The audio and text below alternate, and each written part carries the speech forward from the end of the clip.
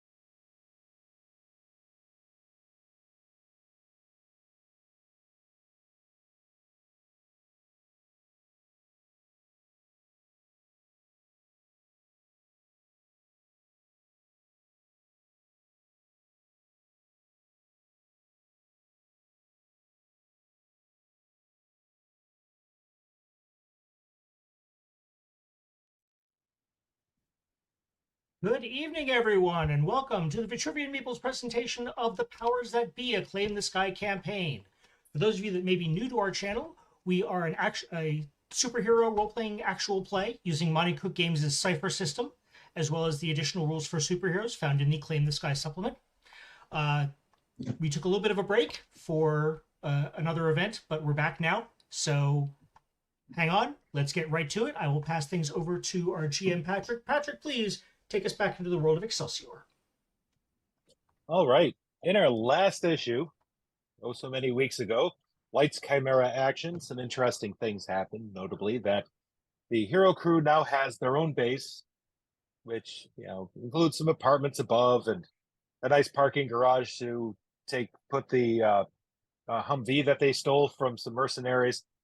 Well, I don't know if it's stolen. Actually, I think they did agree to let you take it, or you just took it and they didn't stop you. I can't remember which.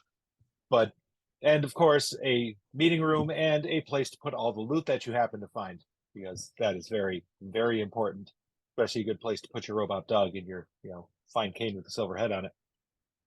Additionally, the couple of the members of the group went off to go visit the mysterious Mr. X, and in the conversations discussing exactly how the newsreels happened to get footage of the fight that you had the week before with the interesting old man known as Get Off of My Lawn. It was also noted by Jackdaw, a very interesting point, that STEM registers villains as well. From seeing, of course, Will, Hex, and Lumiere, along with the delightful little girl known as Beatrix, signing up their villain group as best anybody can tell. So that leads us into this week's, and I just love a good title. So this week we have Nature, Nurture, Dangerous Experimentation. So let us get ourselves started, once again, as frequently happens, in the fine, fine coffee shop known as Sunbucks. So we start off, as typically happens in the mornings now, you stop by Sunbucks in order to get yourself some coffee and do whatever it is you're going to do with your day, be it a pure life of heroing or applying for college or trying to avoid the authorities, anything that you might be up to. And you see an interesting sight that sends chills down Neva's spine, which is difficult to do, seeing as she is permanently cold and doesn't really feel that. Her parents are sitting at one of the corner tables. So I walk in, glance around, see them, and pointedly ignore them as I go get my coffee. And they're having a bit of an anxious conversation between them. And as you get your coffee, they're not really paying a whole lot of attention to you. Perhaps, letting you have some freedom, or just genuinely just oblivious to the fact that you happen to be standing near them. They should feel it though, because, well, as you're getting a bit agitated about all this, it's getting a little cold in the room. And then the door rings again, and in walk two more people. And Pa, would you please describe what your parents look like? Okay, had I known I needed to come up with this, I would have, thought about it sooner.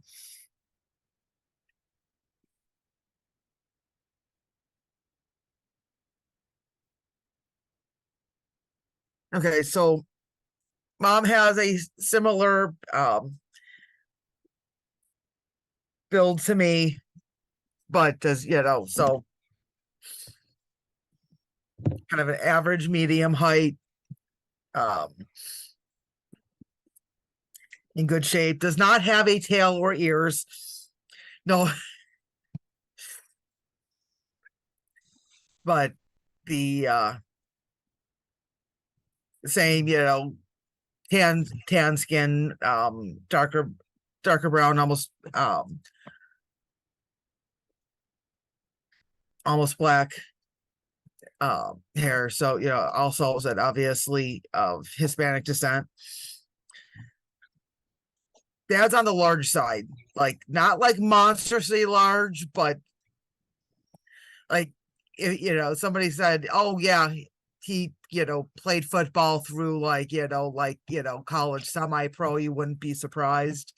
So somewhere in that, 6'5", 6'6" area. Also still in really good shape. Nothing, discernible about, that would make it apparently obvious that he is a mutant of the Adams of the Atoms family. Also, slightly tanner, jet black hair. Generally fairly affable, he's not, he's a big guy. He doesn't need to try to intimidate people, so he actually tries to, like smile and what have you. So they get themselves some coffee, which everybody does at this Sunbug, and they generally get the same coffee because that's what the machine makes, and it's the best coffee in town. So they get their cups and walk over to the table where Neva's parents are and make their introductions. And it seems fairly normal, aside from when Pa's dad sits down, the chair creaks a little bit because he's a very large man, and these are, chain coffee place chairs and not the most sturdy things ever designed. And they start having a discussion amongst themselves. Are any of you going to try to eavesdrop in on what they're talking about, or are you just going to let them do their thing? I am sitting as far away from them as possible, hiding in the corner. And I am placing myself so that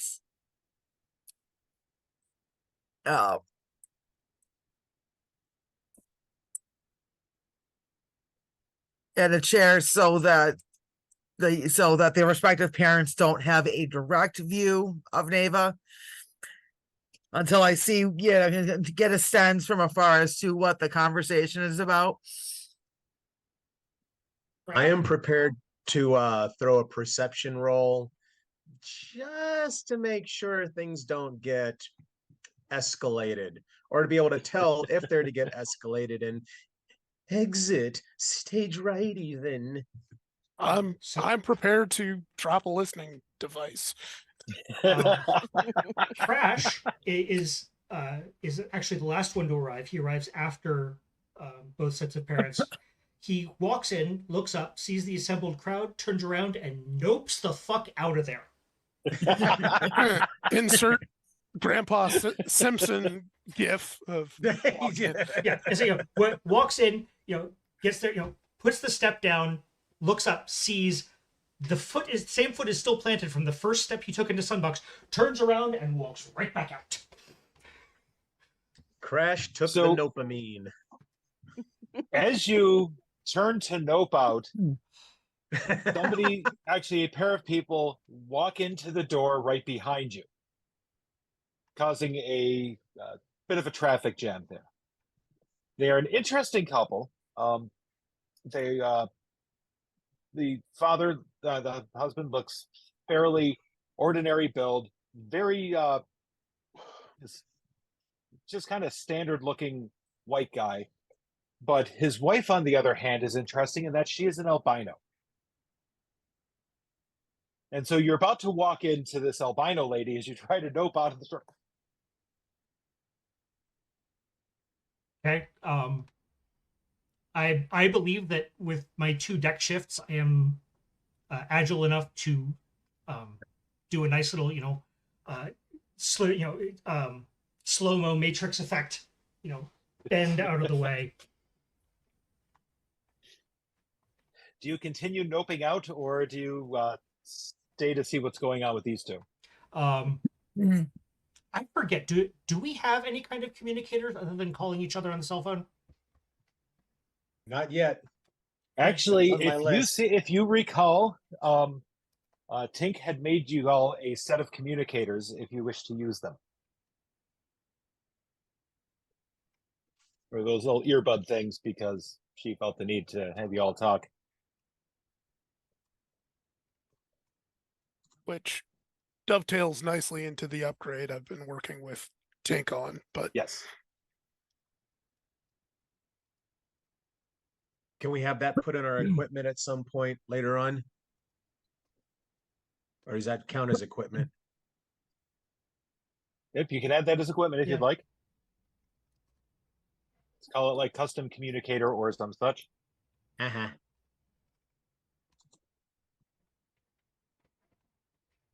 I have sent Gen X a text.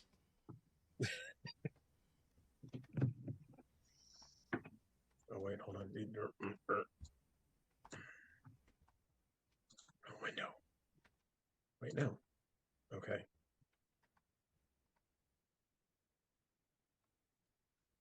I'm trying to figure out what I'm in character. I'm trying to figure out what beeped. Oh,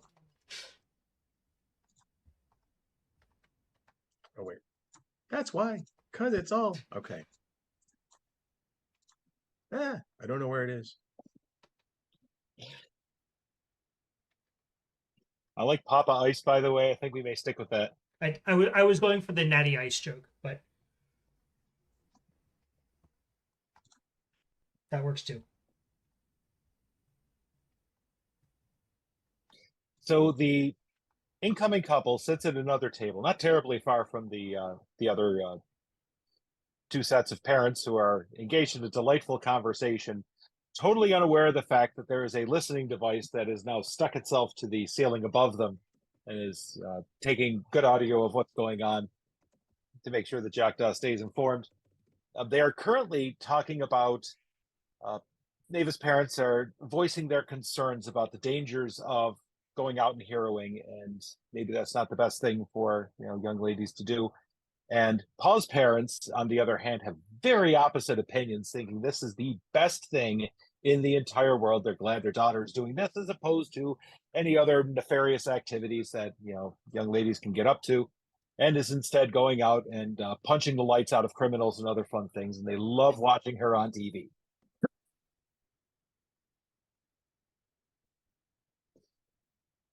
So the albino woman sits down at the table, and the man goes off and gets a couple cups of coffee, which of course is being served up this morning by a redheaded barista who looks stunningly familiar to Gen X, as he has been paying a lot of attention to her lately.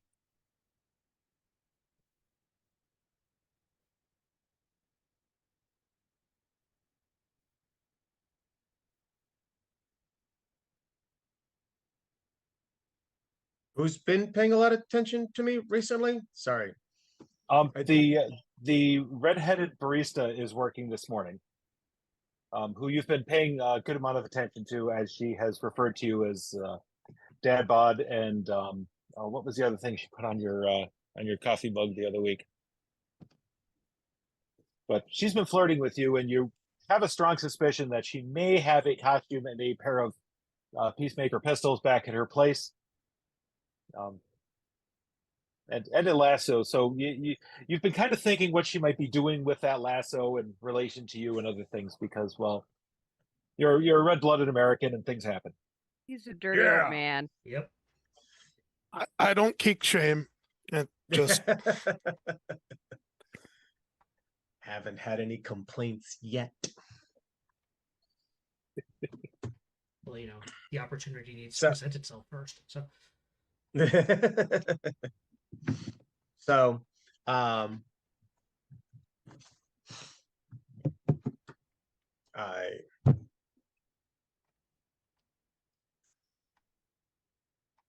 walk up to get a refill on my coffee, and as she makes eye contact with me as I'm handing her the cups, like Aries, stop.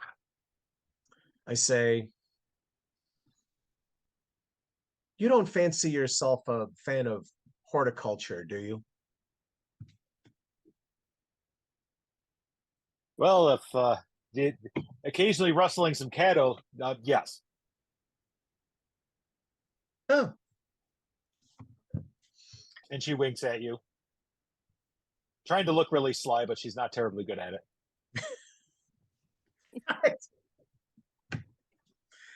uh, well, out of everything that we've seen go on in the city, I'm not sure I recall any cattle rustling recently anyway. Is there something I missed out on? Oh, there's always something to rustle. You know, if you go out and patrol tonight, maybe you'll see something. Really?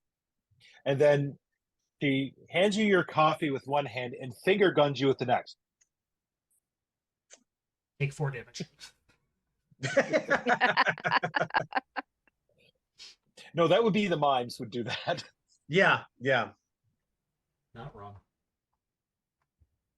I guess I should keep my eyes peeled. And as I bring my coffee to my lips and I'm turning, I say, "Partner."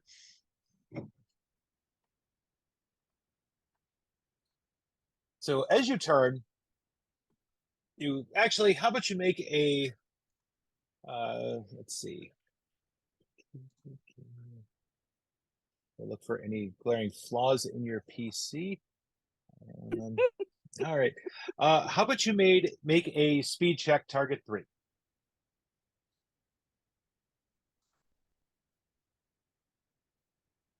No. all the Java joints. This cowgirl had to walk into this one.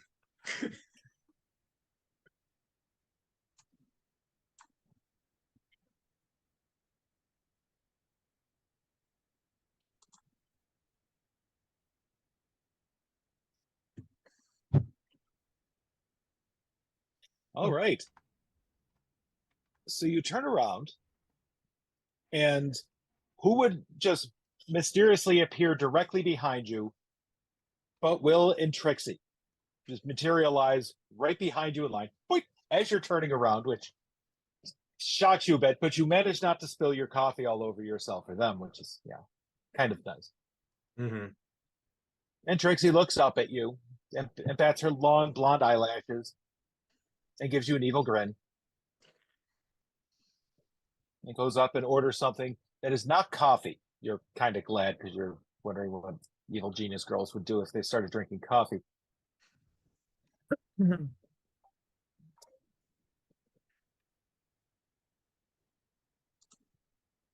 And once they are done in line, they go to the table with the other couple that had showed up and sit down across from them, looking like they're about to have a very serious conversation.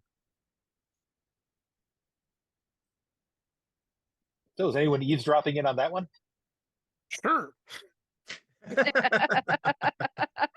I Duh. just had the bug, recording to my cell phone or something. So Your storage is all voice memos at this point. Yes. So Will sits Half-finished folk down. songs that will never see the light of day. So Will sits down next to Trixie, who's looking surprisingly nervous for a psychotic little girl, and says, "Mom, Dad, I'd like you to meet Trixie. I've been taking care of her recently because she didn't have anywhere to live, and I've been kind of thinking maybe I want to go through with an adoption with her." And the parents look shocked. Mom looks paler than usual, which is quite difficult to do because she's pretty much a sheet.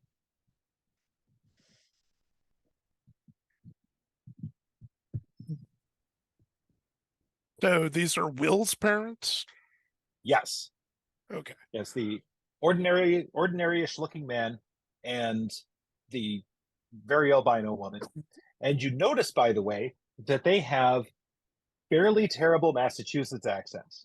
Not quite the Boston accent, but the rural Massachusetts. Yeah, yeah. You know, so they know enough never to order lobster anywhere because they can't say the word without making it sound like they're where they're from. Say chowder, Frenchie, chowder. So I try and surreptitiously nudge Ray, like,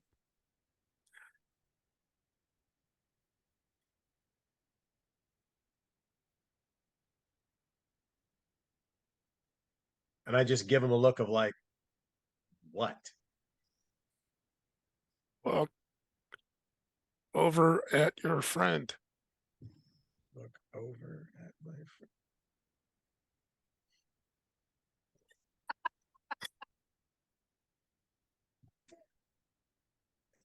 Do they look different to you?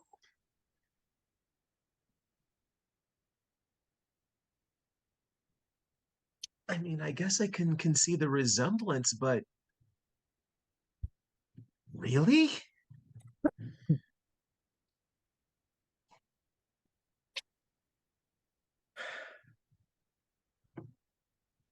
Is today bring your parent to cuss his son Buck's day or what? Apparently, was kind of more interested in what your friend thought of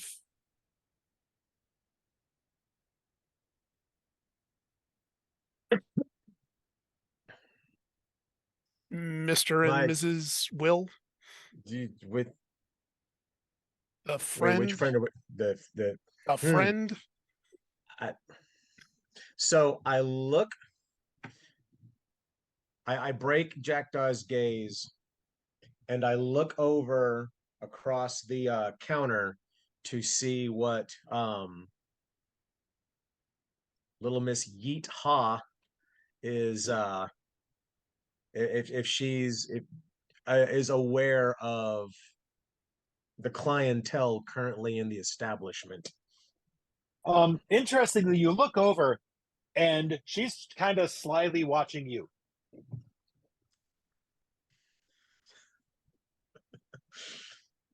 So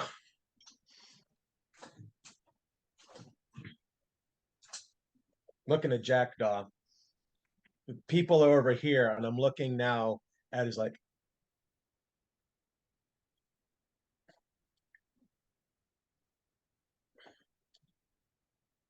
As an aside, does Jackdaw know about the symbiote? that's a good question. I don't think that's been brought up yet. I'm going to say no. Okay. I'm going to say no. Although of note, since you are in the presence of Will, you hear the whispering thing that your alien will occasionally do fairly loudly right now. Like it's trying to talk to Will's alien or something and it's not listening. Or maybe it is and they're chatting and you just can't hear about the other side of it. Okay. But it's definitely, it's doing that thing whenever it's around one of the other aliens where it's starting to, it's just this weird whispery, you can't understand a damn thing it's saying thing going on in the background in your head. Hmm. Okay. All right. So I'm not getting anything from the barista other than weird and awkward glances and jerky head nods and boomsticks. So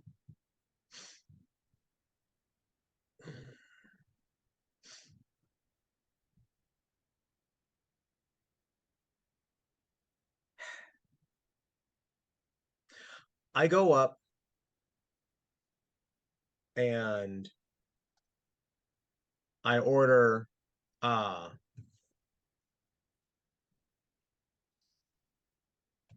I ask the barista to provide the guests minus Trixie round of coffee on me. Oh, that's so generous. I like that. And she starts, firing up the machine. Meanwhile, at their table, a weird silence has passed over everyone as they're kind of processing the new information that's going on, and the other two are really nervously waiting to see what the hell the other two are going to say. And at the table next to them, of course, the Neva's parents and Pa's parents seem to be hitting it off pretty well, much to the consternation of both of them, because that's something neither want to have happen. Oh, you should Especially visit the their Citadel daughters. sometime. Yes. Oh, you should visit the Citadel sometime. It's wonderful. We do family dinner every Sunday. Everyone comes over. You should come over and join us and see what it's like to be with us. Okay, can we actually hear any of that conversation? Oh yeah, they're not being quiet at all. I just give this look of horrified shame to Pa.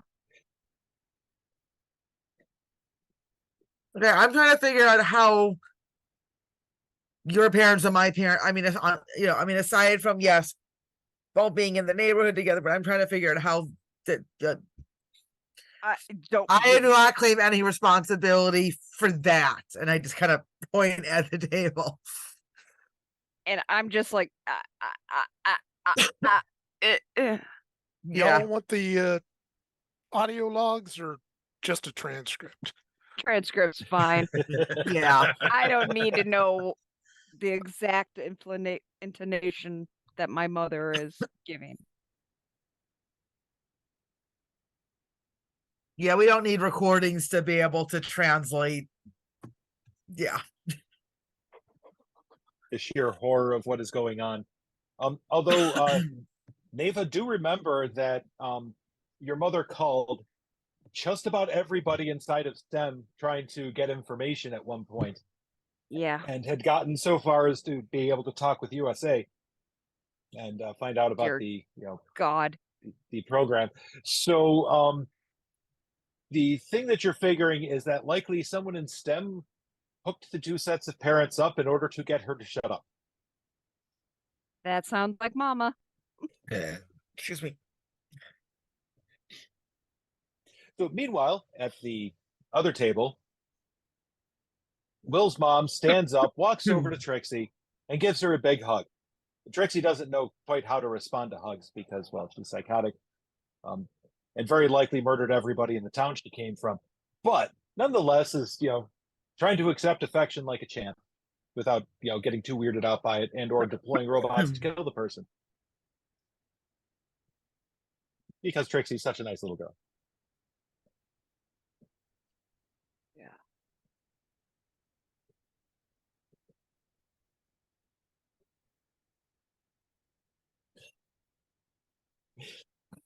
So is anybody doing anything aside from eavesdropping / watching in horror / checking out the barista? Just trying to read the room and make sure that nothing either combusts or starts to freeze over, or like it's just there's almost too many variables going on here to really we weren't trained for this. We were trained. Yeah, exactly. Oh, yeah, isn't that your team leader's job? I bought the coffee, didn't I? Trying to Face bring the man, world go together. face. Yeah. So the coffees arrive at the table, and the three of them start drinking, and Trixie gets a refresh on her hot chocolate with way too much whipped cream on it. It seems like a thing a little girl would drink. So the group of them are talking animatedly, and Trixie is being invited to the next major holiday, which I think is Memorial Day. That's one coming up, beginning of summer, or is that Labor Day? I don't know. Memorial Day. Yeah, because That has to come out, meet the whole family, and of course they support everything that their son does because why not? That he's their kid. That's what they're supposed to do. It's Although just a terrifying thought. Now the you do kind cookout of get is like a pretty. sorry, go on. You do get a pretty serious, creepy vibe. You get a kind of a pretty seriously creepy vibe off of Will's mom. It's not the fact that she seems to be something else about her that you can't quite put your finger on, but that seems weird. His dad, on the other hand, is the most perfectly normal person, much like Will, aside from the fact that Will has, a big alien inside of his head. Mm-hmm. I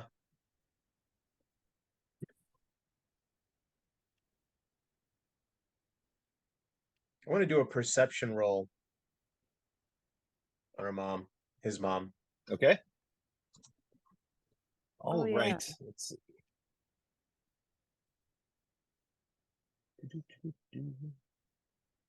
How about you roll assessing danger? Oh, sure. I'd be happy That'll to. be a target 4.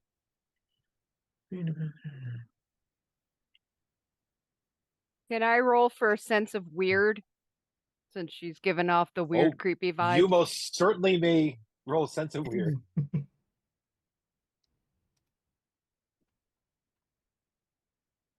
Yay. Target 5.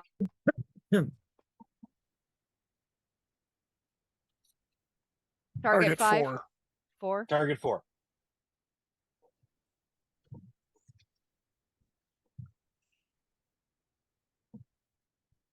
Throw an effort in. I probably should be running predictive equation. Ooh. Nice. Okay. So, Gen X, you discover, so as you're checking her out, something bothers you the more you look at it, and you realize what it is. Every time you look at Will's mother, the voice in your head gets quiet. Whenever you're focusing on her, it doesn't say anything.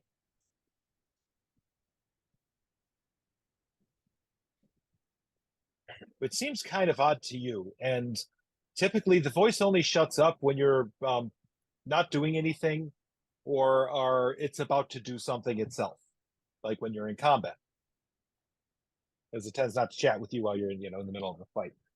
Mm-hmm. So Neva, on the other hand, yes, you detect something is extraordinarily weird about her. In fact, the word you would use is otherworldly. She looks like a person, but she's not quite. She's not an ordinary person, at least from your world. Just some little things about her that are different, like the texture of her hair is not really easy to pin down as being a actual human texture. It's kind of lost in the fact that she's albino, so you just, don't really pay a whole lot of attention to it, but you realize that, there's just something about like the way her face looks and stuff. She's not really a person. Whoa. So I focus on her and I find my eyes growing slightly larger. And that's all I can say to the group is, whoa.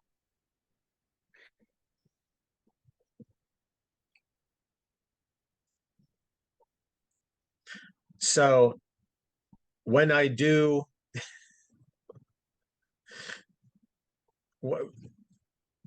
when I check to make sure that I'm experiencing what I'm experiencing, which is I look at Will and I hear this, and then I look at his mother, and I look back at Will, look at his mother. And in my head, I'm thinking at whatever it is, and I just think, why? Maybe hoping I get a response or a feeling or an inkling.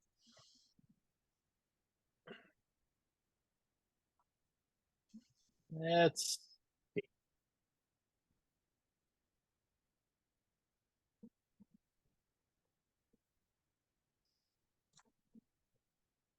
how about you try a intellect roll, target 4.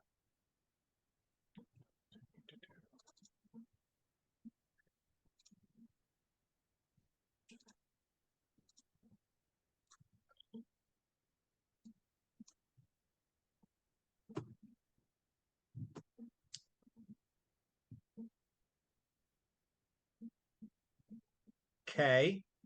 All right, excellent. So you puzzle something together from the voice in your head, and it responds with, what's the right way to phrase this? I know. You get 3 fairly distinct words. They aren't in English. It's in whatever its language is, but you seem to understand it, which is pretty cool because you usually don't understand anything it's saying. And it says, "Traveler from beyond." Meanwhile, And I look at Jack and go, "Hey Jack, do you have any of your gizmos that you can do some sort of scan on the White Queen over there?" What do you want me to look for specifically? I don't think she's human. Okay. Once I noticed Neva and Jean, their attention go on this woman, I started running the protective equation, which is just takes a round, and or I can start it now, and then I'm going to use predictive model once that's done, which should give me, since I've got 2 power shifts, 2 random facts about the individual. Okay. So you check her out and do a fairly thorough analysis of what you can tell without doing an autopsy on her or anything. Right. And that would be you rude. come up with a couple interesting facts. First, that indeed she does not have the bone structure of a human. Like when she moves her arms and stuff, the elbow joint's not quite where it belongs, and it doesn't quite bend the right way. Like she kind of casually reaches out for something, and her elbow hyperextends in the wrong direction, without any sort of it not functioning. It's just so we're not talking weird. Hominid relative, not human, but not human. Yeah, basically, it's she passes very well as a human, but doesn't quite look it. The other interesting thing that you pick up from it as you're checking them out, Will is not his father's child. Right. There's no genetic or, any sort of, from what you can tell, there's no actual relation going on there. He's very much, much like his mother, looks wise, and except for the fact that he actually is human. He doesn't have any, weird things going on with him. But you're kind of wondering who the heck his father is, or biological father, that is. Is there any family resemblance to the mother? Yes. Yes, he looks very much like his mother. He can kind of pass as his father, but that's just because they both look really boring and dull. They're both particularly ordinary looking people. So like his dad could be just about anyone's father in this group. Right. Same hair color and just Yeah. washes into the background. Yep. Well, Eva, you're right. She's not human. I mean, neither is Jean's friend either.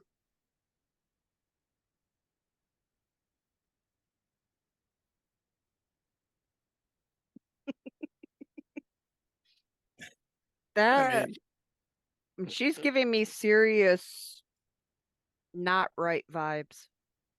And that's coming from me. okay, well, And I'm recalling that trip to dear Lord, who knows where. And when it was like mega all symbiote all the time, and just that whole, yeah. So yes, the onset of the heebies and a couple of jeebies are definitely taking place. Hold on.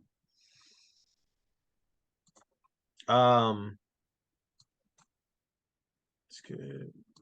You go away. Okay, assess danger. I want to roll seeing through a trick illusion. Okay. That will be target 5.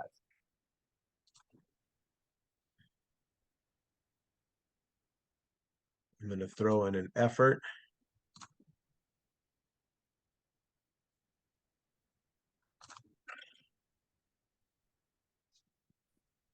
Nice.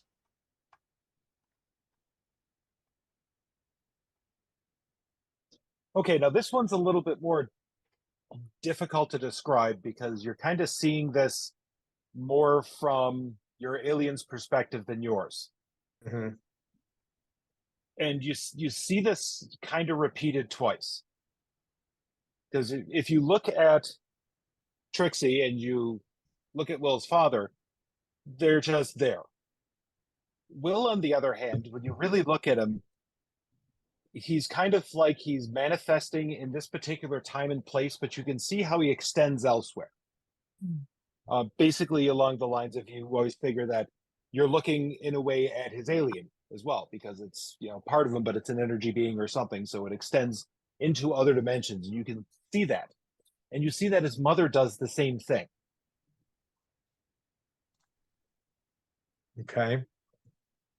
So she's here, but she's kind of elsewhere, or projecting in from elsewhere, or something in her is projecting outward to some other place. And it's kind of giving you a little bit of a headache looking at, the universe in a non-Euclidean fashion, but curiously enough, you're able to do such, which is interesting. Yeah.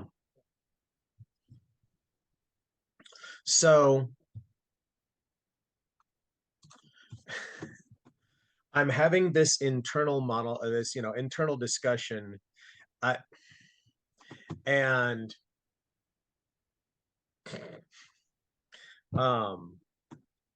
And Jack, you see me like doing the looking back and forth sort of looking off into space. So like definitely gears are turning, and you're watching this wondering what the hell is going through my mind.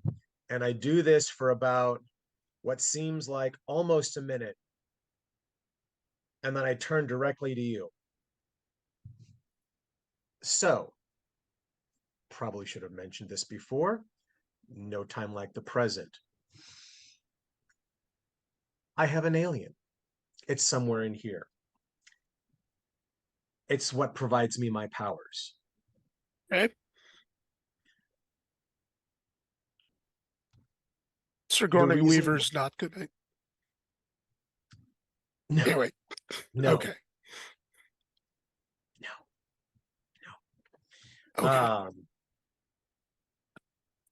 But something went sideways years ago and totally threw me off, like literally and figuratively. So I was out of the game for a while. More than a while. Ask Black Ice. My entire lifetime. Not that the youth exaggerate or anything. But in fact, and I'm thinking, no, it was thanks to Will's friend. What's Will's friend's name? Shift. Say it again. Shift. Yes. Thanks to Will's friend, kind of helped rearrange and sort of realign everything. So I'm a lot better now. Okay.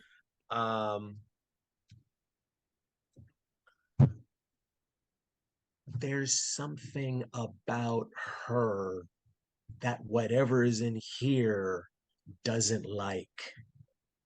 Okay. And that's weird, even for me. The fact that she's not human. I think most all of us have picked up on that by now. Okay. But yeah, some kind of traveler, if I'm interpreting correctly. Okay. That's mean a lot of things. Some of them a little more ominous than others. Especially if you're a Michael Shea fan.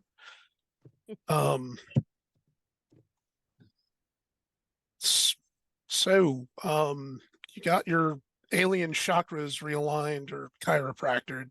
What it felt like. I make a mental note that Gene and I have to have a conversation about Shift and the way he's been fucking with people's abilities. Because he did it to me too. No, I noticed you got a little distant there when you were looking at our pale friend. What were you seeing? That's the thing. So in here, homies recognize homies. And so Okay. anybody else that has an otherworldly friend just in residence, whenever somebody else comes along with that, there's chatter. And I sense the chatter that goes on. Whether they're high-fiving each other astrally, I have no idea. Hey Bob, how you doing? I haven't seen you, in 2,000 years. Right. The alien version of looking at each other and going, "What's up?" Right. Okay. So And I can feel when I say that, there is a very concentrated difference in temperature right at my temple, because Neva is rolling her eyes and focusing cold right here because she knows how old that reference is, i.e., before her time. Anyway, Okay, boomer. you take that back, young lady. Get that name out of your mouth. Right? All right. So when I look at her, it shuts up. It's like Okay. it's scared of her too. But I don't know. Huh. I don't know why. I don't know if it's fear, but all I'm getting is traveler, Okay. beyond. So either it's respect or fear or a combination of both. So- That All right. So like homies recognizing homies, game recognizes game. All right. You didn't see anything different though when you looked at her. no, Just I'm not. It doesn't manifest visually. It Okay. is that kind of sensing, third eye, continuing the chakras, if you want to look at it that way. It really doesn't manifest as really in the five senses, other than a feeling that whatever energy reverberating does interact with the matter inside me. So there is a feeling. right. So I guess the question is then, is she one of your friends, but not inhabiting someone, but inhabiting actual physical space? Okay. Or because she definitely is definitely her kid. Milquetoast may be his daddy, but he's not the father. Not the mama. Not the mama. Well, Oh, the mom. much to unpack in that statement. So, Crash, Yeah. while you are out noping around the neighborhood, your phone dings. So I've actually been spending some time back in the headquarters. I've been getting my suite set up, and then I've been spending some quality time with the new medieval fantasy fishing game, Baldur's Bait 3.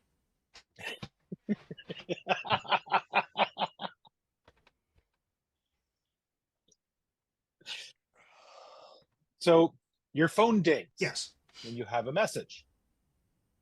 And if you will check under the journal, under dark web knowledge, you should have a new one there called resignation letter. Yes. So you might want to read that. Okay. I'll give you a minute to do something.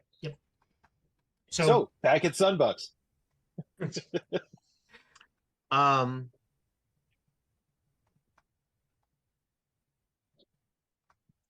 so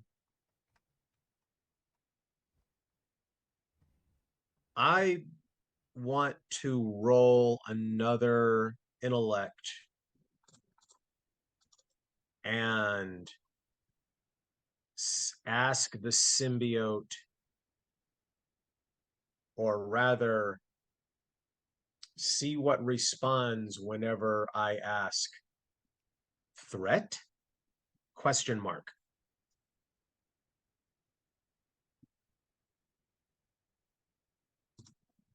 So roll another assessing danger, target 4.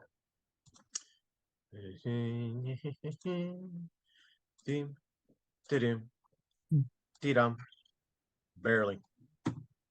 You manage to piece together what it's saying again, which is quite good, but it's kind of easy to hear what it's saying when you're looking at her because it's not saying anything else. You don't have that usual susurration going on. And it says, not right now.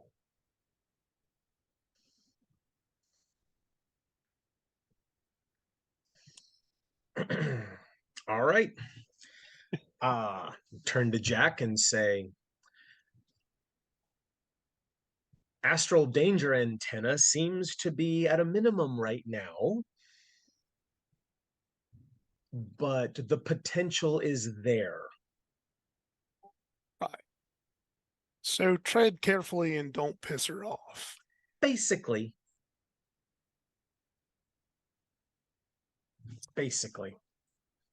Alrighty then. Which means we gotta watch out for Grandma now if we go against Trixie again. Fuck. Mama bear. Mama alien bear. Yeah. Yeah. Does that make her a giant Psycho. tardigrade? I was don't just know. thinking Mama Alien Water Bear.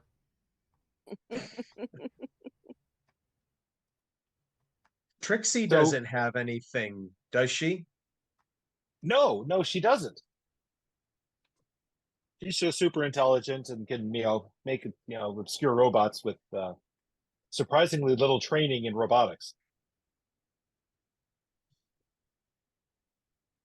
Just your average 8-year-old, She's a Okay. lot like Tink in that respect, in that she has this kind of intuitive understanding of how things ought to work, and they do work the way she thinks they do, even if they don't work that way for everybody else. So fine. And I'm like, I'm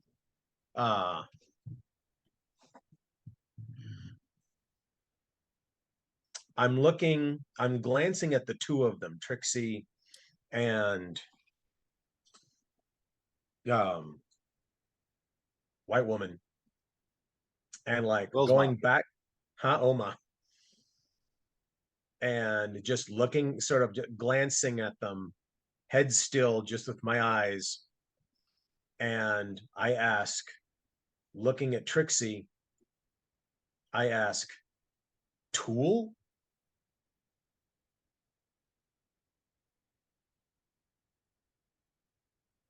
There's a bit of a pause, and then you hear one word which seems to have a lot more meaning to it than English would provide it with, which is family.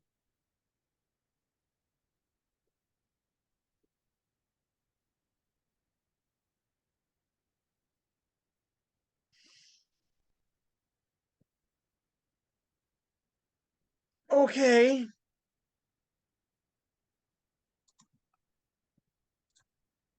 I pull up my phone briefly.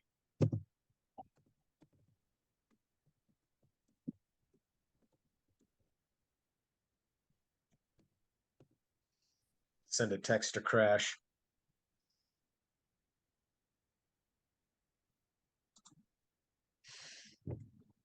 Set the phone back down.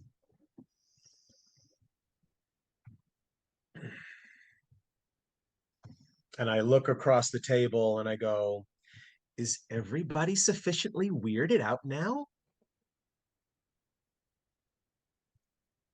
I was sufficiently weirded out when my parents walked into the place. You were the first one. It has now spread across the entire goddamn table.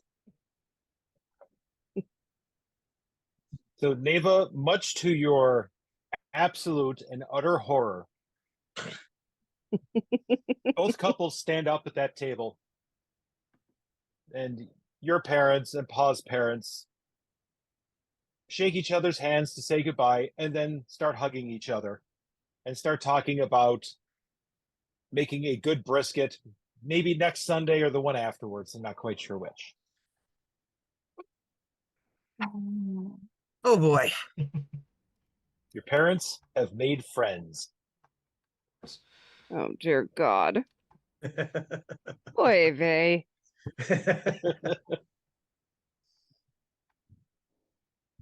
I just look at Alexis, shake my head, but then just pause a moment and go, Mama does make a good brisket. And there's a chance that my mom will make some, like tamales and empanadas. So, Yeah, it's wholesome. That's a word for it. Yeah, we're gonna get some good food out of this, so There's that. yeah. I hope the rest of you guys like leftovers because they don't yeah. Look, I've I've lived been single long enough. I am happy. been living off of MREs, spam, ramen, and kimchi. Do not tell my mother that. Why not?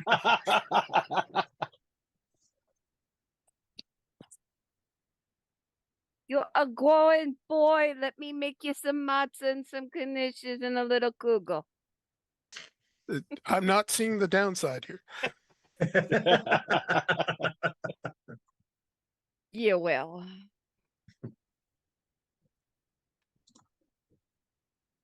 Also, remember, I'm an 18-year-old girl who is mortified by her parents. Right. Yeah. Whereas finding this absolutely endearing and kind of wholesome. Oh, they're bonding. Oh, no.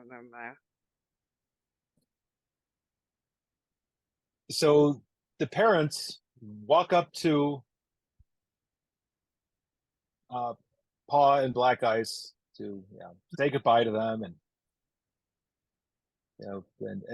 Maeve, your parents are still obviously quite nervous about the fact that you are doing something that doesn't involve sitting inside of a nice quiet bookstore with your aunt, but seem possibly to be coming to grips with the fact that okay, maybe you aren't going to die imminently, or even worse, get involved with a boy, so things might be okay.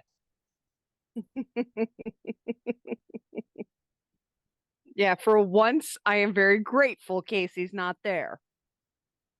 Yeah, I mean, there are two other grown-ass men. Yes, but your Sitting father here, but- figures. Your father figure age. Yep. Jack's maybe in the 30s. I don't know. I mean, Jack doesn't know, but she's 19, but right. Yeah, so he's ancient. Gotcha. And it will who knows? happen to you. Part of your brain could be very, very old for all you know. Yeah, could be. And of course, Pa's parents, do the usual, giving a big hug and talk about how proud they are and stuff. Here's a lasagna.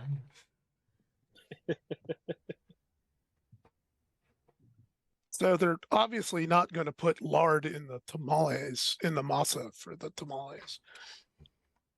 Not Or are they? Yeah. And not tell my mother. That would be hysterical. Oof. So the parents head out and wander off in more or less the same direction, doing who knows what. I have just slunk further down in my chair. My hood is now hiding my face completely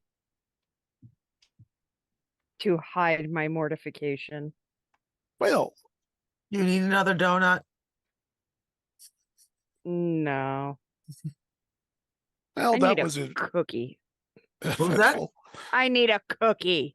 Need might be a bit strong of a word, but No, I need a cookie. I go get her a cookie. the size of her head. Yeah. So, So you go and get one of the gigantic cookies from the barista, who kind of gives you a little bit of the stink eye because, of course, you're hanging out with somebody that she's very interested in. And she's trying to ascertain if he's into cats.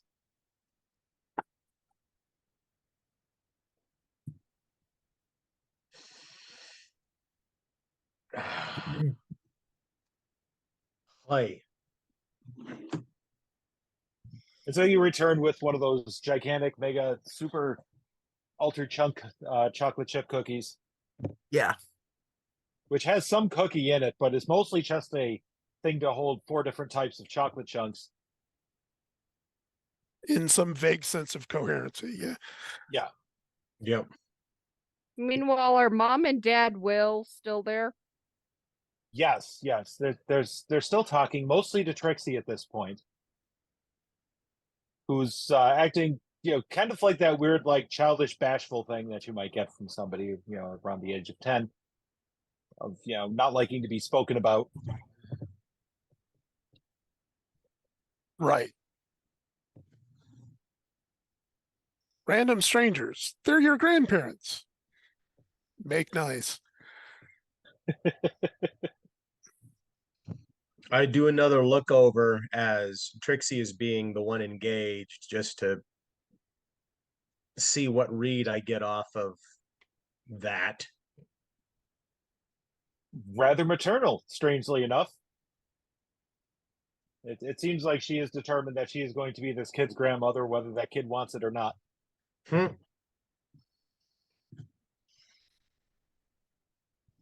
Seen it in action. Yep. Which makes you wonder whatever ended up happening to Trixie's original parents and if they're still alive. That is a horrific thought. Might mean, want to given- look into that. Start with the obituaries.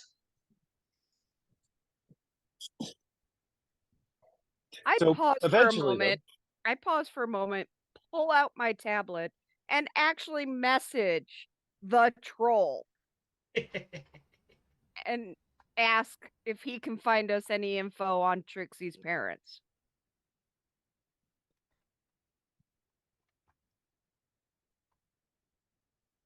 And just leave it out for the universe to tell us later what he can find out.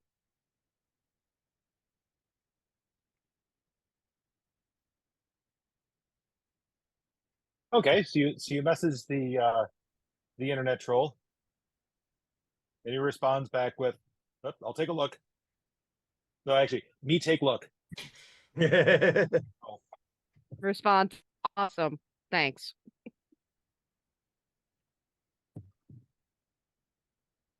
And so eventually the two parents, after both hugging Trixie and saying their farewells, note that they are going to take in some of the sights of Excelsior because they haven't been here in a while, and they will let Will know when it's time for them to go home.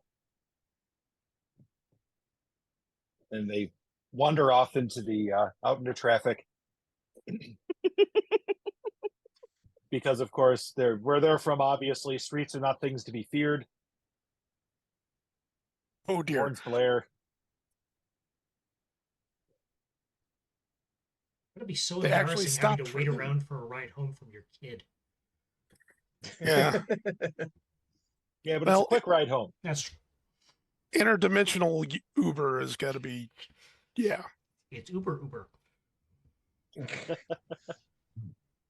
After they leave, you see an interesting thing where Trixie kind of slumps back in her seat, goes, "All right, well, I think that went well." And was like, "Yeah, no, they seem to like you. Seems like we have a plan. I'll have to call the judge."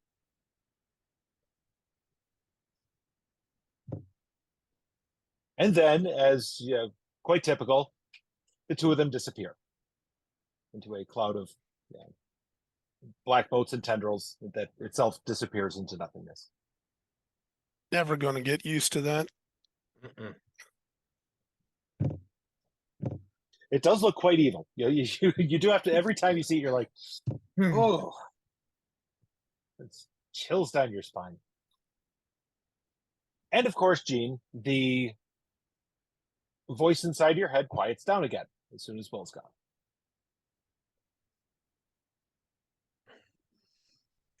And I ask one more question. Are you relieved?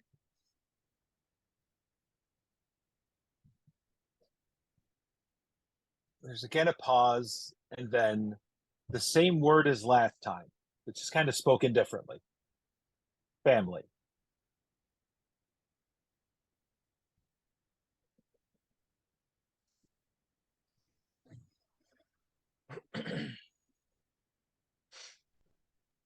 Okay. I think you're kind of impressed that think- it's, talking with you in some weird language you kind of sort of are understanding, and you have no idea how you're understanding it. No, I just assumed that he's seen Lilo and Stitch as well, and he's saying Ohana.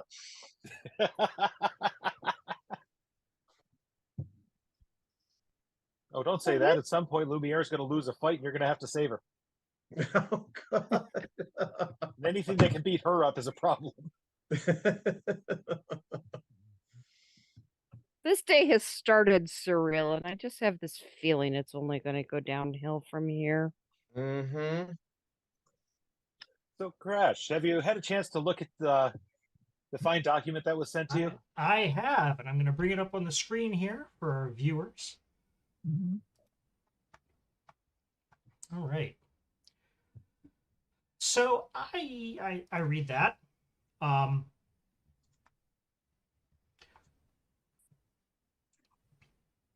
So I don't believe I actually know. Do I know LaBelle's name? Not unless you look it up. No.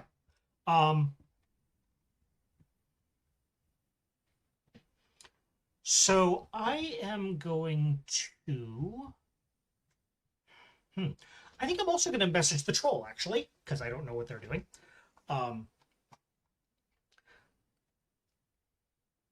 Need information on sender and recipient. Anything you can provide. We'll pay in interns. Send.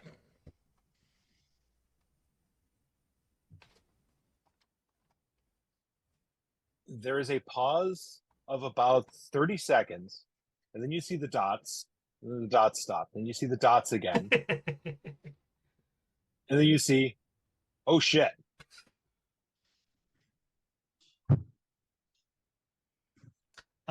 So in that case, we still have a method to get to his troll cave, right? Yes, you have two of them. I'm One is you can lift the cover and jump down and hit the trampoline, or you can try to make your way through the sewers that a couple of you have made the trip. You think you can remember how to get there. So I'm going to zip down. I'm going to do the under the manhole cover route, but I'm going to be basically parkouring down the walls in that way that I do, so that I make it down to the bottom unscathed. All right. Sorry, the first intern may be a little delayed. What do you mean?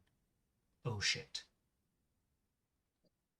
Oh, me find him on STEM database. Which him?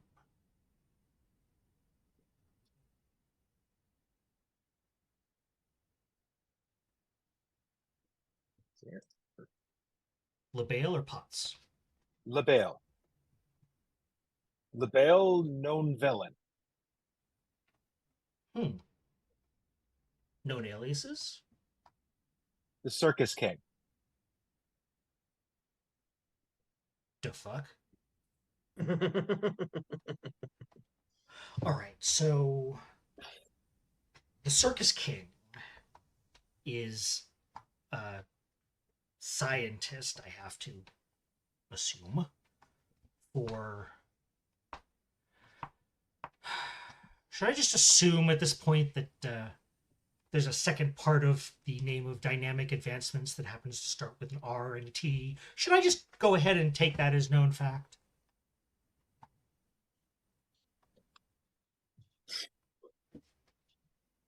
He looks at the message.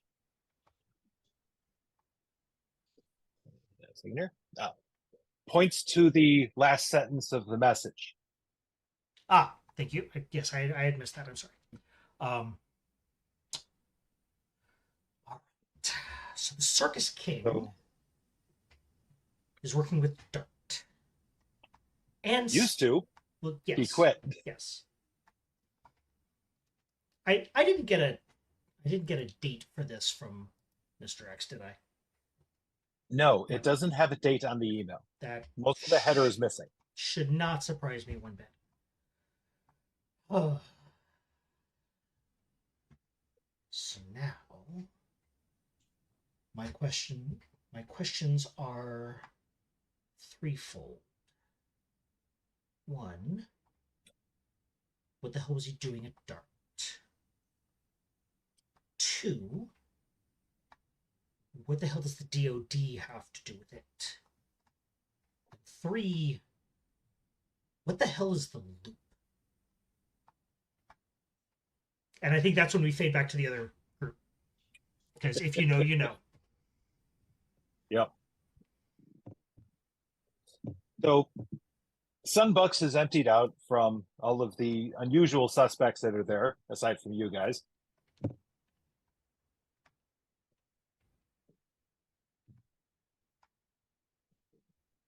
It's not even noon yet, and your day is pretty much wrecked because it's just weird stuff has been going on.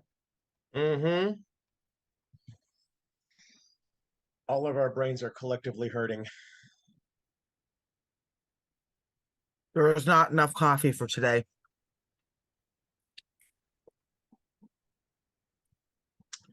I text my contacts at STEM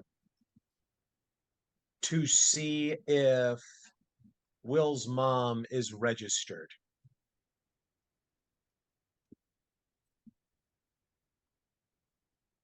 Okay.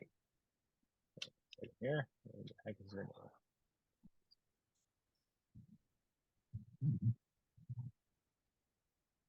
Ah, right. So you phone in, and as per always, you get your main contact, Marla. STEM operations, how can I help you? Hi, Marla. It's Gene. How's it going, Gene? Oh, it's already been a day. Listen, this might be a little bit of a stretch, but I'm certain that you're up to the task here. You recall our friend Will, right? He followed me whenever I was registering our team name. Oh, the teleporter, yes. Yes. You wouldn't happen to know if his dear, sweet mother also happens to reside in the database? Well, let me check. Only listed as a contact point for Will. That's it. He's not registered or anything like that, and has not been known to us in the slightest.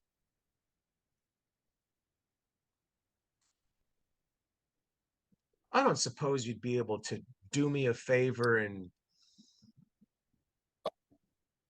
maybe see if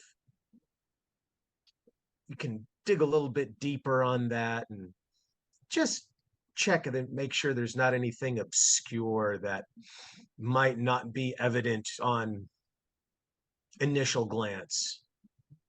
He has a driver's license, so that's good. No birth certificate on record, although not entirely uncommon still in the more rural areas, though we don't have all the hospitals in the system, of course. Oh, of course, of course.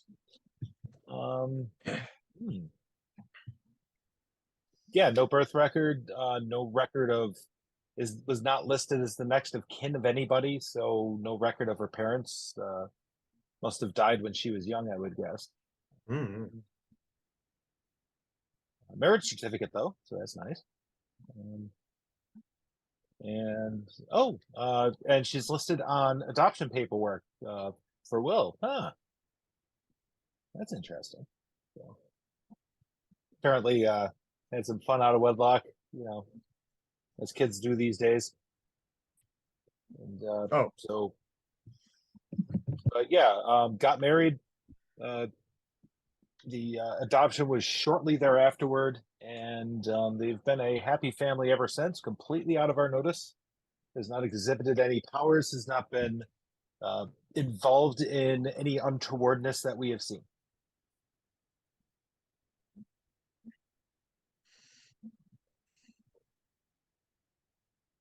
Okay. Will doesn't have a birth certificate either. His sister does that. I'm Ah. sorry, what? His sister does. He has a sister? His sister. You have a twin Apparently sister. the child of his two parents. So he was adopted by the one, but they had another kid afterwards, apparently, which is his sister. I wonder what sort of special abilities that she has and if they are just as creepy. Oh, we'll find out in another episode, I'm sure. Ha! We'll find out. I see what you did there. Out. Both of you. Well, Marla, yet again, you have exceeded expectations. I appreciate your time. Thank you very much. And you have a great rest of your day. Oh, why, thank you. You're such a charmer. It comes easy. And I hang up the phone. You hang up the phone, and out of the corner of your eye, you see a barista kind of glaring at you.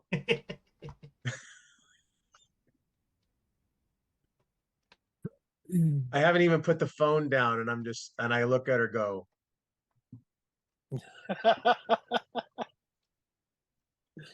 Might be a bit jealous.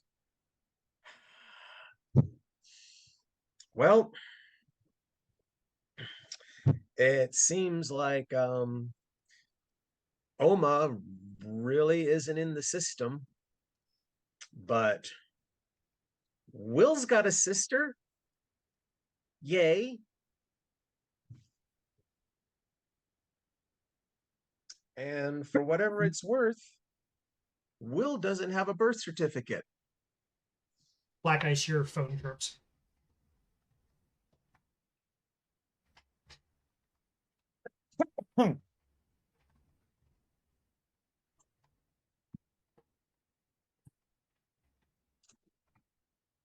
Oh, fuck.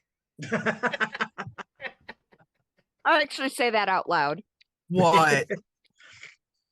I just got a message from Crash. Hmm. You guys remember the Circus King? Yeah. Regrettably.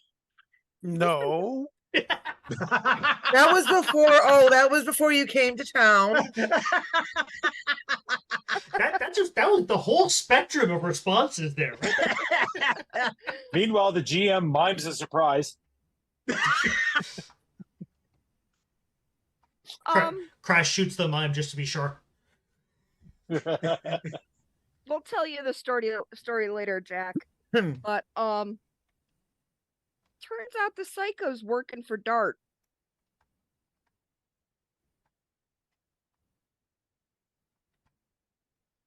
I told you this day was going to get more surreal. Called it.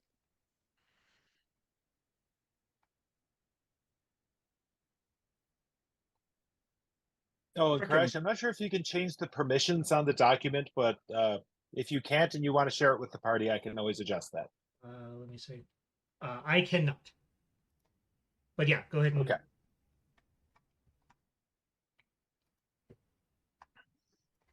My God, Parker doesn't even spin webs this frickin' tangled this early in the morning. I know, I think I've right? got that right.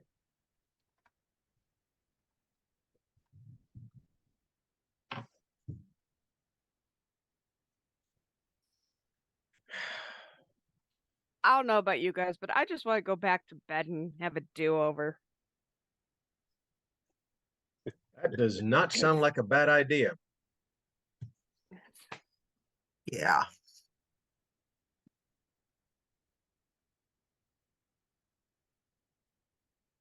So Because the we way this have- day is going, we're going to get back and Knox is going to start singing in French arias or something.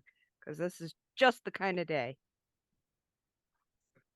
Quick shot to the local opera house where a few crows are circling around.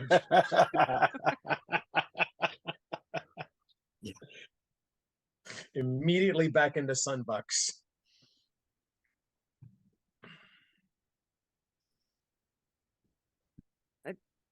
I'm sorry. I think I used pretty much all of my brain cells just trying to parse what happened in the last 45 minutes, and I'm gonna have to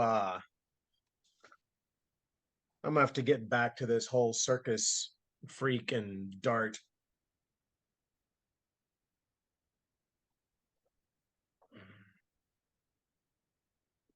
But under the dark web knowledge header is the resignation letter of which he is talking, which he has now sent to you guys.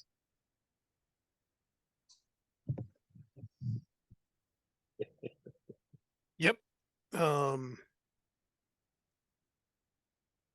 Remind me who JD is. Jack, I'm blanking. Oh, thank you. Yeah. Hmm. I'm having one of those days myself. I didn't hear the answer on that. you. Oh, Jackdaw. Jackdaw. Okay. Yes, so it turns out that at least 3 of you are in some way associated with whatever dart is. In terms of one of you got your abilities from a mishap in a lab, one from a medical treatment delivered through something involving dart, and of course one he's not quite sure, but it's one of the few things he actually remembers. Aside Yep. from the fact that, he has a lot of brain that people don't. A nice diverse set of things inside going on inside. I brain good. Talk So like that, you get along with the internet troll very well. Yeah. the amount of times, if it's Bridge Dweller 69, the amount of times we've been arguing over physics papers, I'm not sure about that. I might shoot him.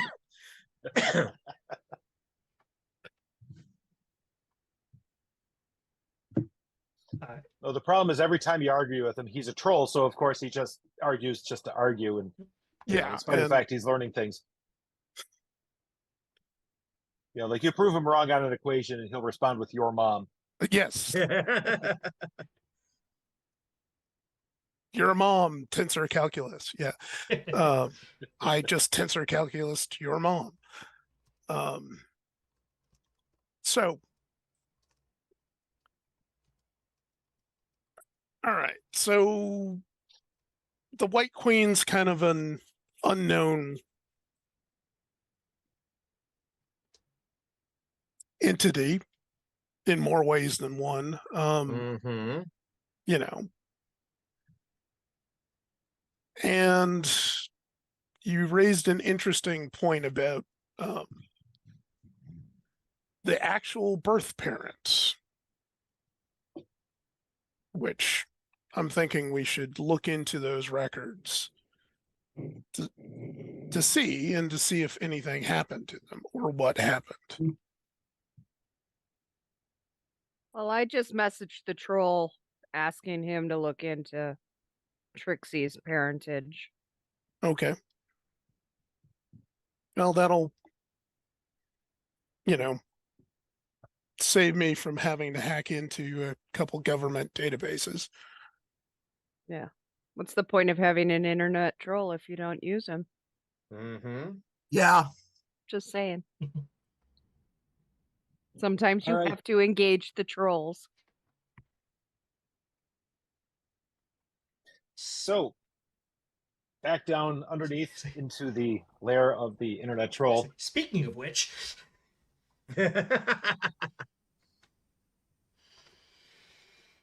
So he's looking over the message again and starts querying some stuff up. This interesting. Cannot reach DA.com. It is not there, but I can't hit it. Taps away at his keyboard some more.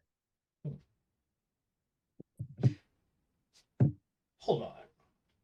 I zip up and come back a few seconds later with a 6-pack of 2 liters of Mountain Dew. I know how to bribe internet geeks. Yeah. I think you might need some fuel. He's tacking along, and eventually gets a hit, he thinks. Okay. Ron Potts, I have graduate MIT, doctorate in high energy physics. No employment history listed. So possibly dynamic advancements hidden by the government.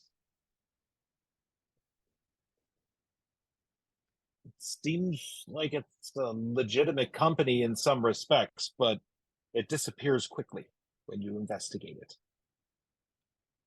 Can't say as I'm all that surprised. They do seem to have a history of off-the-books projects. What can you tell Some me about... military, Hmm? some military contractors are like that. They aren't officially official. Not quite government, not quite private, bit of both. What can you find about this RISNet transference project? I'd love to know some more about that. Digs around for a while. Typing a lot. Suspiciously absent. I find nothing. Those two words return nothing at all. Which is extra suspicious. Usually gets some bad hits, but it doesn't get any. You think someone's been scrubbing it? Yes, I think so. This looks like something NSA or CIA might do to something they're trying to hide. I thought nothing was ever deleted for sure, forever on the internet. No, and I'm going to keep looking to see what turns up. There has to be something in a log somewhere. And you're hearing some of the old 386s and 486s throughout a server room spinning up, and it's starting to get a little toasty down there again.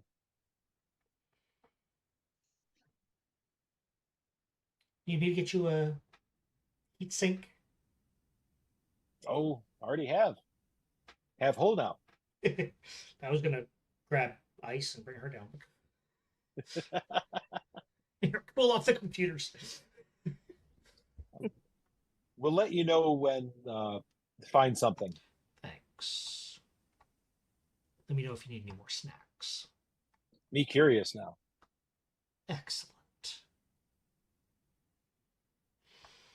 Okay, so at this point, I will zip back up and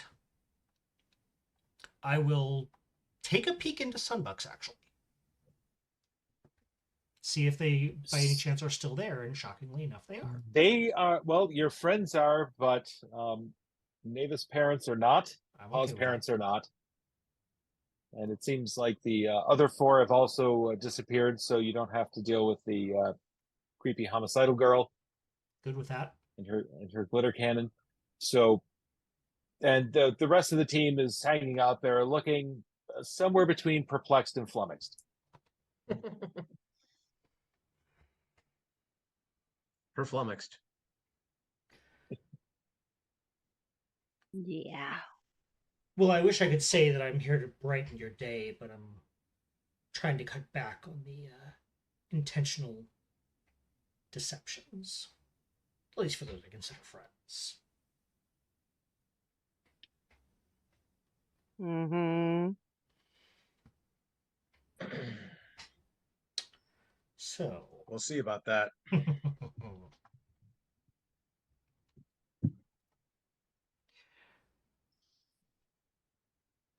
What do you got to say? I look at Neva. Did you tell them? Yep. Right. So I take out my phone. I call up the letter, and I toss it down on the table for everyone else to look at.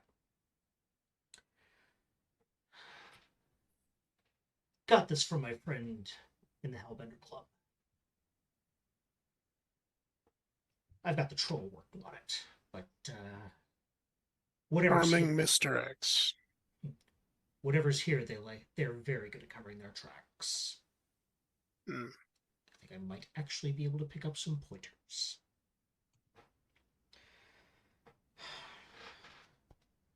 So, Birdman of Alcatraz. You mentioned something about being involved with Dart at some point, right? Well, yeah, when you were going over your files there, a couple of the things rang a bell. I guess, since Ray came clean, I mean, Gene came clean with stuff. I might be smart, but seem to be having some problems with my memory. It's pretty fragmented. And what's there is contradictory.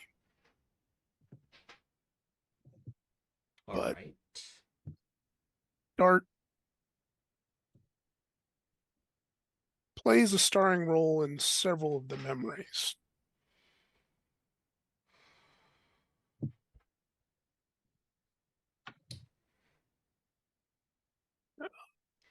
At this point, I look up between. I look back and forth between Paw and Gen X.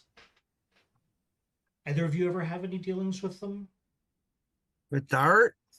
Yes. No. I may have heard it once or twice with the guard, but nothing ever personal. Yeah, no, the Adams pretty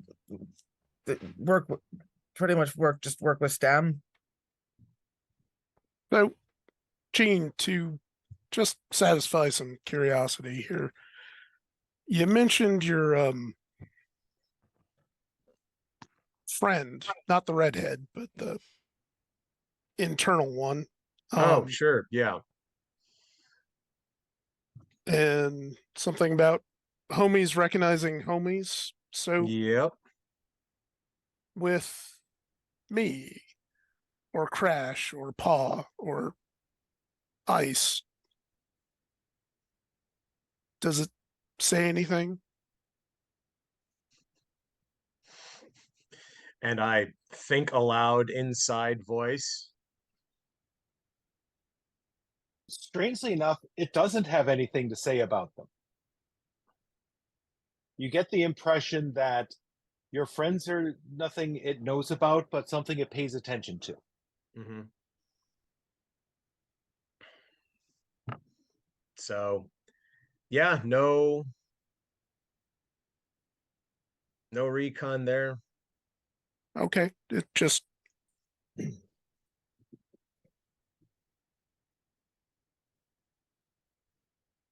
So how long ago So, was it? Jacta, yes, I'd like to propose an intrusion for you. sure. So, who would you like to give the? Well, first you have to accept it, and then who would you like to give the other point of experience to? It's accepted. We'll go with Gene.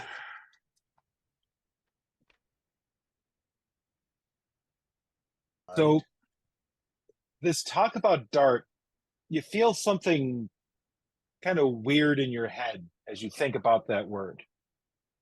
And then you suddenly have a very vivid flashback. It's very short, wherein you are lying strapped to a table. And you have you can see from the top of your vision, a blue curtain above the top part of your head from basically over your eyes. So you can see it there. You can't obviously see what's on top of your head, but there's a screen blocking it from your vision. And above you is a big surgical theater light. And you can kind of see in the edge of it somebody doing something with some tools. And then suddenly there's a weird kind of wan orange light bathes over you. And you are staring at it for a moment. and then your eyes open. Gene, as you're mentioning and talking about Dart, you see that Jackdaw has what looks to be a fucking seizure right in front of you. He drops to the floor and starts shaking horribly. I run over,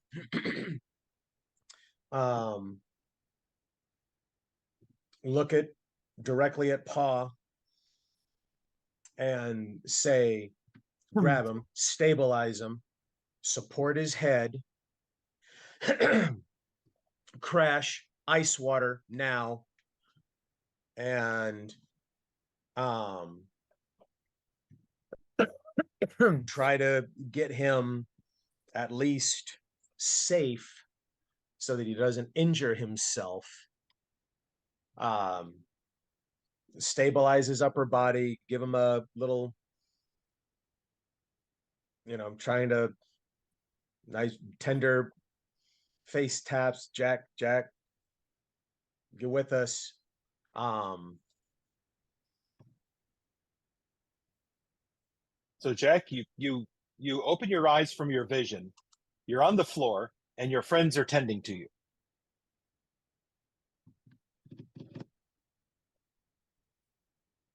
Interesting. Was No, that I don't orange? think I don't think you understand, Jack. I think that most of us here are pretty much up to here with interesting right now, and we're ready for boring. But are you okay? No, but if you mean physically intact, yeah. Fair. It's your turn. Where's that coffee mug? Your coffee mug? No, the glowing one. Oh, the glowing one. Oh, I set it in just a containment locker in the office storage place thing. Containment locker, right. Yeah. I mean, out of the way. Why? Well, no, that's good. I just didn't know we had, IKEA sold lead-lined safes. There was a sale. I wasn't going to say no. Okay, so it's in a Hafluden, all right. No, it's in a Krypton. In a Krypton. With two Y's, both of them with umlauts. Yeah.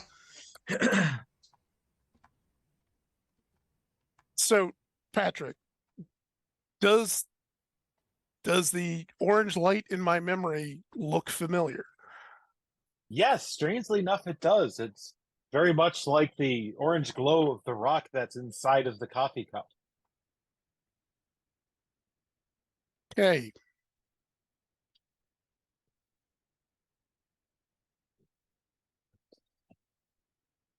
That's interesting. I know you're done with interesting. Just we read that into the record, and now we're just dealing with it. Yes. What? all right. So I had some brain surgery some time ago, which tracks with the whole 2 years ago waking up in a recovery clinic with my head shaved and some bandages. Just remembered there was during the surgery, there was a bit of a orange light there. Same wavelength as our little trophy. Not one to believe in coincidences here. So that thing made Trash Squatch.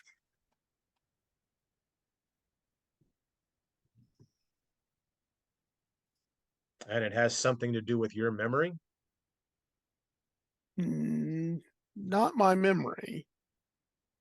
Maybe the lack of it, but let's say that surgery was not orthodox.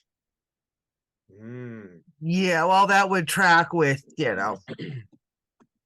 Everything. Everything. So I wouldn't know anything about that. No, of course not. no, not at all. So I don't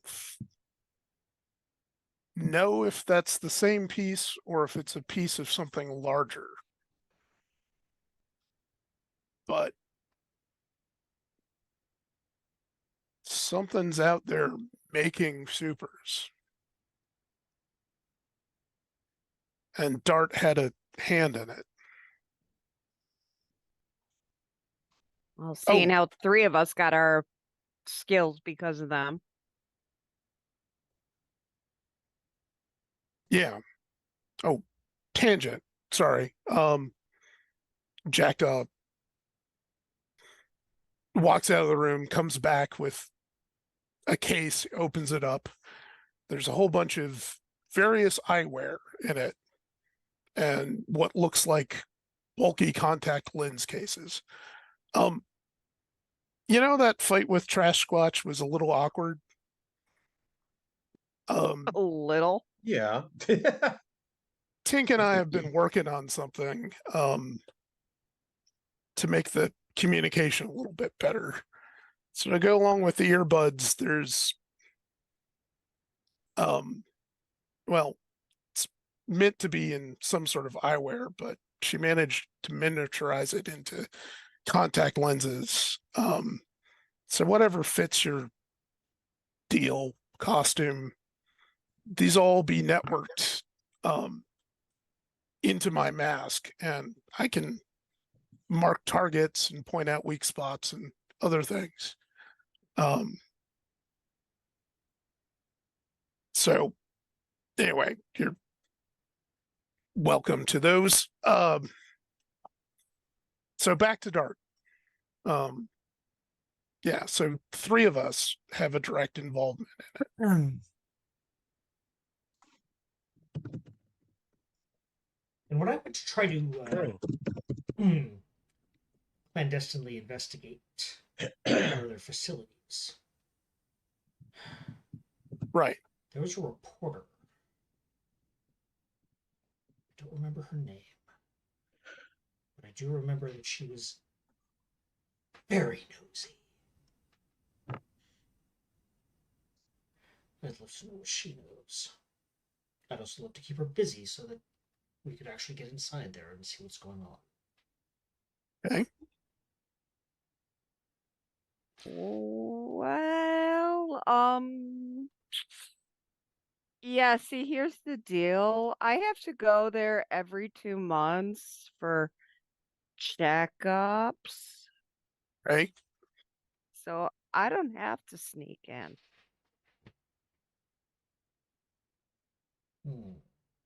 Well, Just then. saying. When's your next checkup? About 2 weeks. Okay, then. So I gotta tell you, if that weird ass, whatever the fuck his name is, I've forgotten already. Shift is there, I'm booking out of there because that guy gives me the serious creeps, and he did something to me the last time I was there. Okay. But not Just the saying. first time. But yeah, like in 2 weeks, I have a follow-up appointment. Okay. Just saying. Well, that'll be handy.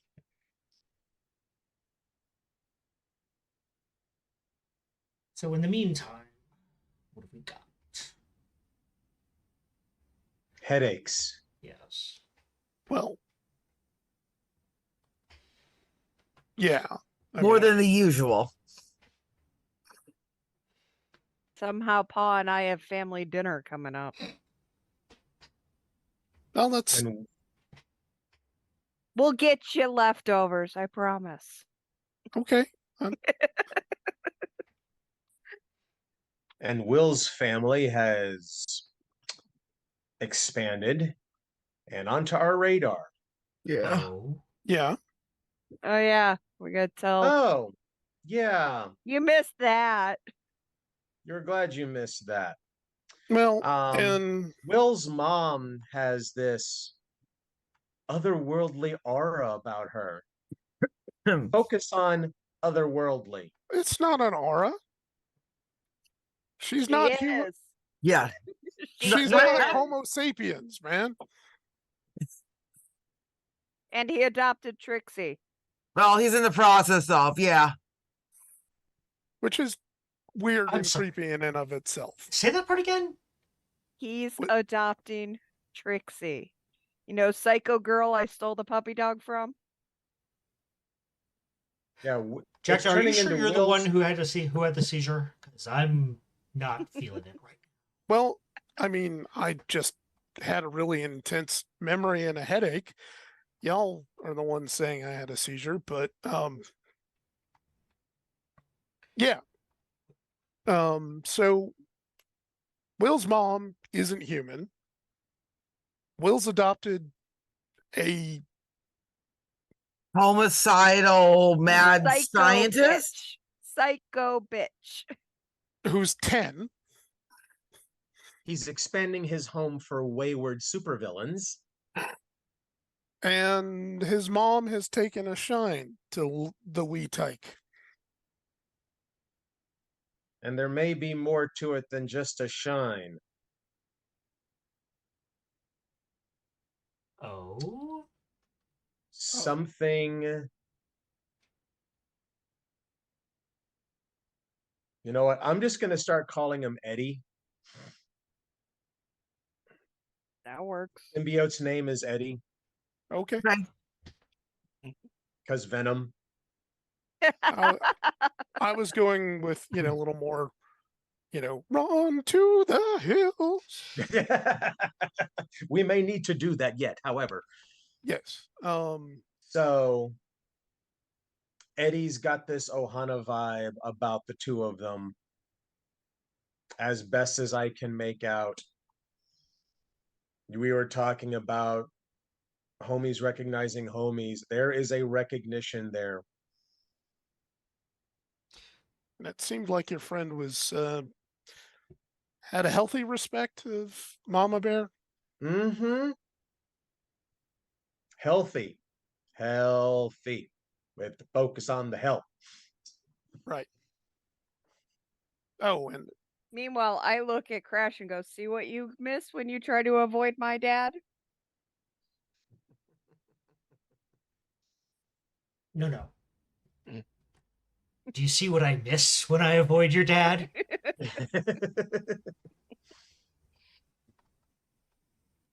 I mean, really, the family stuff is kind of minor in the scheme of things. I think you've got the. I think you've got the inclination. All powers there. I consider this a very good thing. Your perspective's different when you don't remember your parents or family or home. I'm sure it is. Also, I gotta check on that 3D modeling I was doing, see if it finished rendering. Yesterday, when we were going over the drone footage, I was trying to map out camera angles and see where there were convergent points and see also if any drone managed to film itself. So meanwhile, as he's starting to talk about this, I under the table where he can't see me, I'm doing the smallest violin in the world is playing just for him. Yeah. I kick him under the table.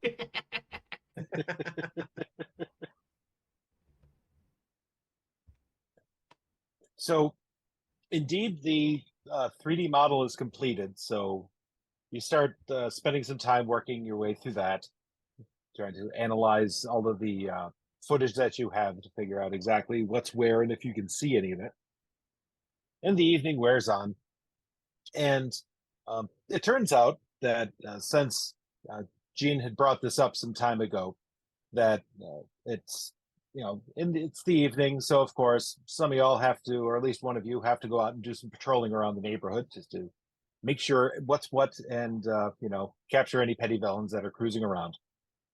So tonight is Paw's turn, which she doesn't mind much because, well, being a cat, she's pretty good at being nocturnal anyway, and gets the zoomies around 11 o'clock, which is a perfect time for somebody to commit some small crime because she just beat the snot out of them like some sort of plastic egg stolen from the house. The recent activity in our place. So you dress up in your usual patrolling outfit, which I believe is the cheetah print onesie that you usually wear. And you're jumping between the buildings, keeping an eye on how things are going. No, it's a And then unit's hard, not a onesie because it's skin tight.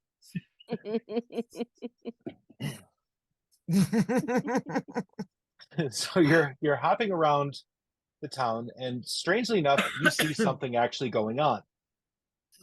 There is a crowd of people surrounding a person who is huddled down on the street, kind of like this, holding his head. And the crowd of people is doing something really, really weird. There's about 20 of them, and they're all just talking, but they're talking nonsense. They're saying words or numbers or things, but nothing is attached to each other. And they're just talking at this guy. And he is not responding well to what's going on. Like, he is in significant pain, and what few things he can say are kind of warnings. Like, stop it, don't do this, man, don't.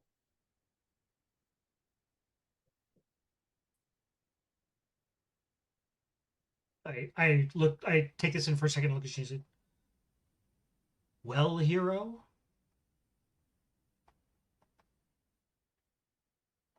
I think it's your time to shine.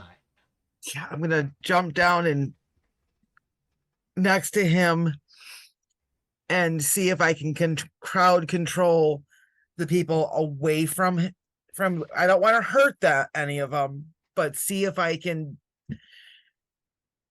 try to get enough of them away from this guy so that I can get him clear and see if I can figure out what is wrong with him. I will definitely need help on that. So, or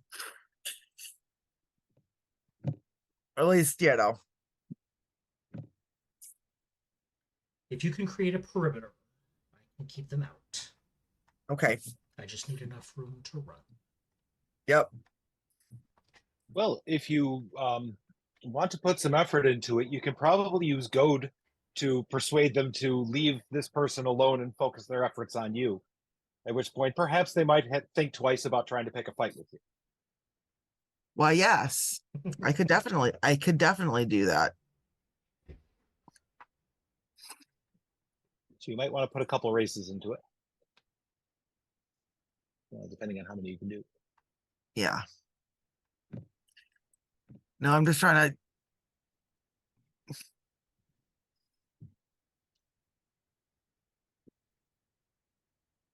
No, sorry. No, I'm having a goat is on my list of abilities, but I am having. But click the two piles of coins.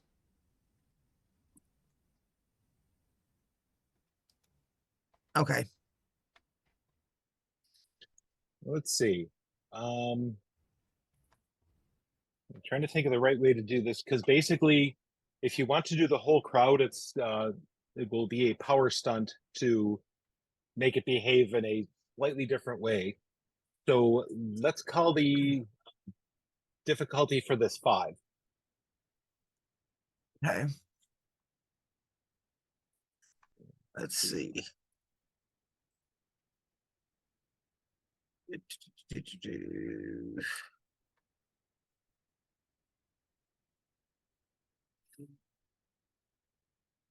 I am going to put a level of effort into this. I'm not doing. I'm not doing as attack. Okay.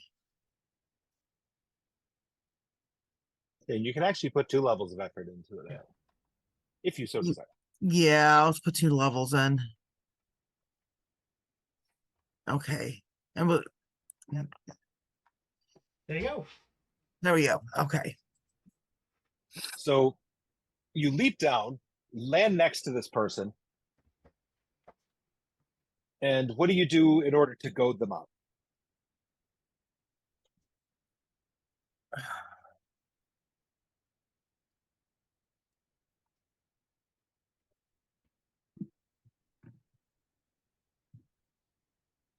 I start hissing and lightly swatting at them, trying to kind of just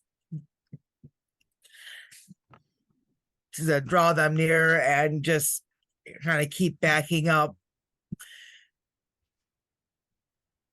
Basically, you know, in the swatting at them, I'm lightly pulling on them to kind of try to get, since there seems to be a bit of a hive mindy thing going on, trying to get the first couple with a kind of momentum built up.